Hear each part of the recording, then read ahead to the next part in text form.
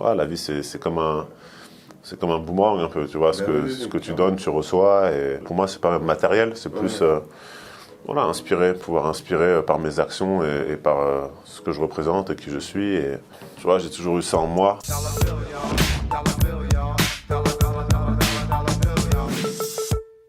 Bonjour à tous, on se retrouve sur une nouvelle capsule business, cette fois-ci avec comme invité Rudy Gobert.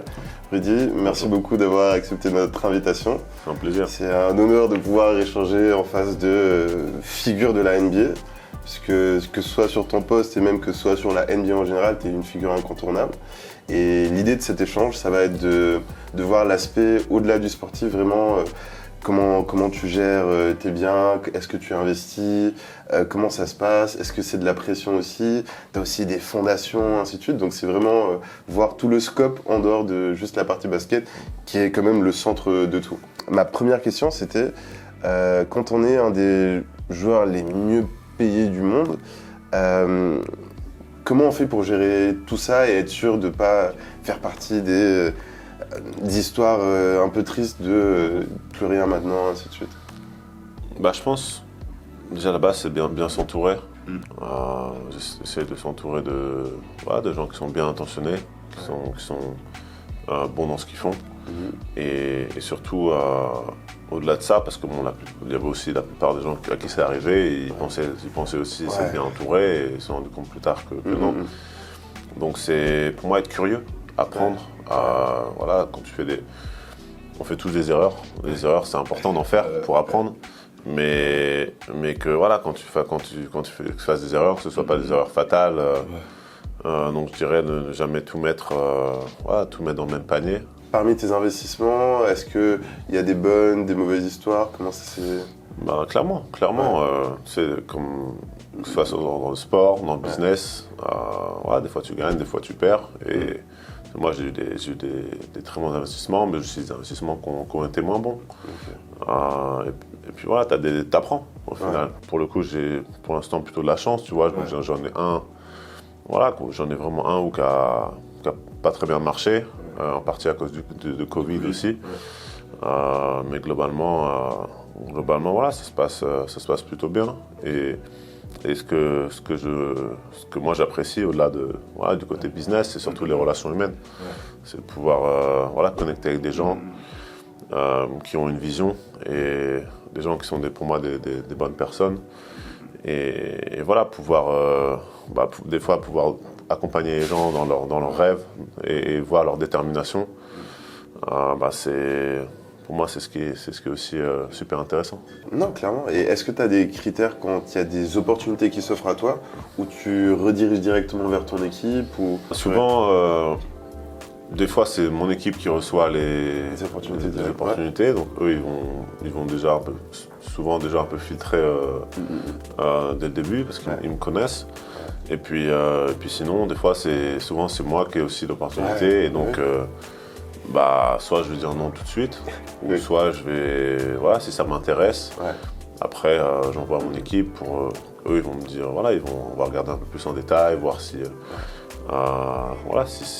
c'est intéressant et que si c'est le cas, comment on met ça en place. Non, c'est top. Et est-ce que tu aurais quelques secteurs dans lesquels tu as déjà investi Écoute, dans pas mal de secteurs en fait. Soit dans la tech, dans la santé, dans les médias aussi. Enfin, j'ai investi dans pas mal de choses. Je peux te citer des exemples. Ouraring, par exemple, RefMate, une application pour vraiment éduquer un peu les gens sur le côté un peu plus ref, donc arbitre de tous les sports. Donc c'est vraiment intéressant. On croit beaucoup en ce projet. Non, c'est top. Même l'immobilier un peu. Sora. Oui, c'est vrai. Là, je te parle plus des startups. C'est vrai. Après, bien sûr, dans l'immobilier, je fais des investissements, des développements immobiliers, aussi des bâtiments commerciaux. Après, j'aimais bien moi aussi. Donc, c'est aussi des investissements, des biens immobiliers. Il y en a certains que je veux garder, j'espère garder toute ma vie. Il y en a d'autres que je sais qu'à un moment donné, je vais les vendre, tu vois. Ou au moins les louer. Donc j'ai aussi pas mal dans la crypto aussi. donc, pour moi, l'important, c'est de se diversifier, c'est d'apprendre et surtout comprendre que les choses dans lesquelles tu investis, en fait, tu mets ton énergie dedans. C'est pas, pour moi, je vois pas. J'ai une vision peut-être un peu différente de certaines personnes, mais pour moi, c'est pas juste une question de gagner de l'argent. C'est de réaliser le pouvoir que tu as en tant que qui je suis, Rudy Gobert, et aussi que l'énergie que je mets dans quelque chose, j'essaie de la mettre dans des choses qui sont positives pour le monde qui m'entoure. Sinon, ça annulerait un peu tout le reste que je fais à côté, tu vois, et ça n'irait pas vraiment avec qui je suis en tant qu'être humain. Donc, j'essaie de prendre tout ça en compte et puis après de prendre des décisions et puis aussi de prendre du plaisir surtout. Mais justement, en parlant de positif, est-ce que tu peux nous parler rapidement de ta fondation ? Écoute, ma fondation, je l'ai créée il y a après 6-7 ans. Okay. Donc, mon but, c'était vraiment d'impacter la jeunesse. Parce que depuis tout jeune, je sais que la jeunesse, c'est le futur. Et donc, les enfants, ils choisissent pas là où ils naissent, dans quelle situation ils naissent, dans quel pays ils naissent. Et moi j'ai toujours voulu que chaque enfant puisse croire en ses rêves, puisse devenir qui ils ont envie de devenir et avoir les moyens de y arriver. Donc, on a pu faire beaucoup de très belles opérations, que ce soit aux États-Unis, en France, dans le Dom-Tom, en Afrique. On a fait des belles choses et ce qui est bien, c'est qu'on continue de construire avec ces relations et le but, c'est d'aller toujours plus grand, de pouvoir impacter le plus de vies possible et impacter le monde, tout simplement. C'est honorable puisque tout le monde n'est pas forcément dans cette démarche-là, d'autres ont d'autres focus, mais c'est important d'avoir des gens qui redonnent aussi. C'est clair. Après, chacun c'est. Clairement, chacun c'est. Moi, j'ai toujours eu ça en moi, mais je comprends totalement. Chacun. Ah oui, c'est la sueur du travail de chacun, donc à lui d'en disposer comme il le souhaite. Mais c'est toujours touchant d'avoir des gens qui pensent quand même à l'autre et pas juste à soi, les deux sont possibles. Mais... C'est ça, après moi je regarde mon parcours, je regarde de là où je suis parti. J'ai des gens. Quand j'étais petit, j'étais allé plusieurs fois, je me rappelle, au Resto du Cœur avec ma mère et j'ai jamais manqué de rien. Mais tu vois, ces petites choses-là, ça te marque quand même. Et tu te dis que la vie, c'est comme un boomerang un peu. Tu vois, ce que tu donnes, tu reçois, et ce que tu reçois, tu donnes. Et puis encore une fois, c'est pas qu'une question pour moi, c'est pas matériel, c'est plus pouvoir inspirer par mes actions et par ce que je représente et qui je suis et inspirer aussi d'autres à inspirer. Et au final, c'est une chaîne positive qui se crée et c'est positif. Mais comment tu fais pour garder les pieds sur terre comme ça, du coup ? Parce que c'est pas quelque chose de méga commun. On a rencontré énormément de personnes, différents milieux, mais c'est pas méga commun d'avoir des gens qui sont posés et qui ont vraiment l'air d'avoir la tête sur les épaules. Est-ce que c'est juste l'équipe C'est bien. Non, c'est clair. Écoute, moi, je vois la vie comme une aventure, en fait. Donc, mon but, c'est que tu prennes du plaisir, que tu donnes tout ce que tu as dans ce que tu fais. Et puis, à la fin, c'est que j'ai impacté le plus de gens positivement possible. Et puis, à la fin, t'as pas de regrets. Tu fais des erreurs, ça fait partie de la vie, t'apprends. Et puis voilà, le but, c'est de prendre du plaisir, donner du plaisir aux gens, et puis réussir ce que t'entreprends. Tu vois. Et pour les quelques jeunes athlètes qui vont se retrouver en NBA, ainsi de suite, toi, en tant que senior, quel est le conseil que tu peux leur donner ?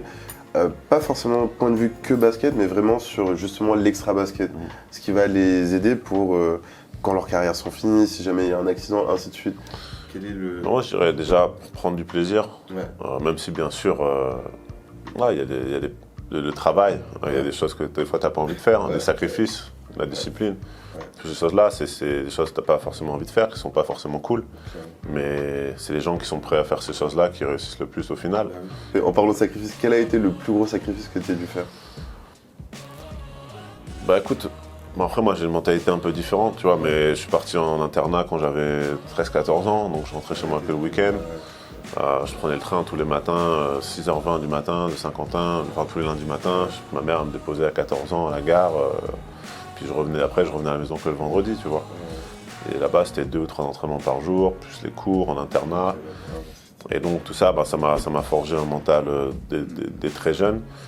Et j'ai toujours appris à m'adapter à toute situation, voilà, à me mettre dans un état d'esprit où je me plains jamais.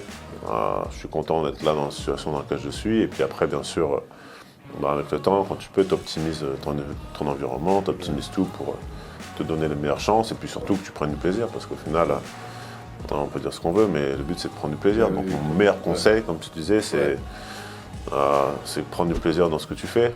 Et ouais, apprendre, toujours rester positif. Les plus grosses défaites, c'est souvent les plus belles leçons. Et il ne faut pas écouter le bruit qu'il y a autour, des gens qui essaient de te décourager. C'est juste des gens qui, eux, n'ont pas le courage eux-mêmes de faire ce qu'ils ont envie de faire. Donc ils essaient de décourager ceux qui ont un peu plus de courage. C'était un plaisir d'avoir reçu Rudy. Rudy, franchement, t'es à couper le souffle, on va dire. Point de vue humain, vraiment, comme je te disais, on a reçu pas mal de personnes qui ont plein de business, qui ont leur carrière, qui sont acteurs, ainsi de suite. Mais c'est rare qu'on en ait eu certains qui aient autant focus sur le côté humain et sur l'impact qu'ils ont. Parce que tout le monde n'a pas aussi la chance de pouvoir réaliser aussi l'ampleur qu'il peut prendre ou l'impact qu'il peut avoir. Et on te souhaite vraiment le meilleur pour la suite. Merci beaucoup. Donc en tout cas, ce sera un plaisir. Je te dis à très bientôt. Merci beaucoup. Merci pour tout. Au revoir tout le monde. Yes.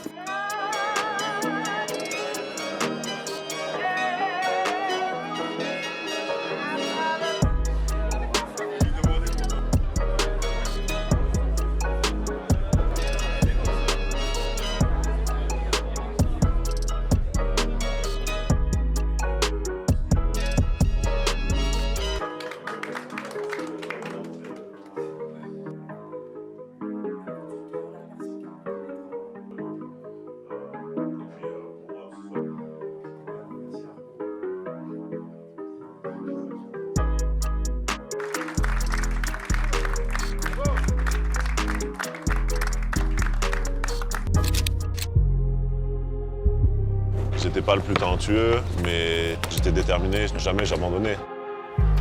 Tout le monde a un peu se moquait de lui au départ, parce que personne ne projetait son avenir. C'était un joueur plutôt en retard. Pour être honnête, c'était même quelqu'un dont tu te rappelais pas, quoi.